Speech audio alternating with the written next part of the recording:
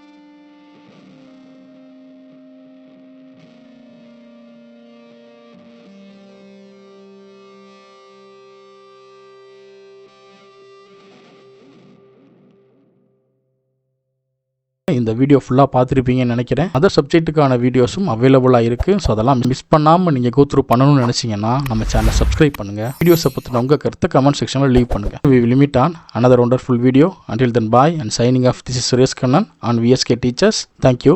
Have a good day.